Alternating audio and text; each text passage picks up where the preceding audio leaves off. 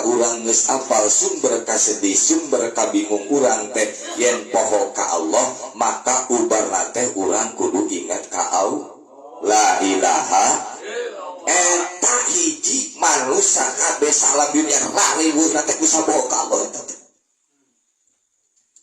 Jadi sumber segala sumber manusia menang kariweuh di alam dunia, menang kabingung di alam dunia, menang penyakit bahkan di alam dunia, menang karugi dina keur urang ngalaksanakeun kasab dunia, bisnis dagang tani jeung sajabana teh eta teh ku sabab eta jelema poho ka Allah. Kenah entah bulan Ramadan. Mudah-mudahan sakali ini urang ecakeun penting alina kabingung urang, kasedih urang. Kembalikan ke Allah, inna lillahi wa inna ilaihi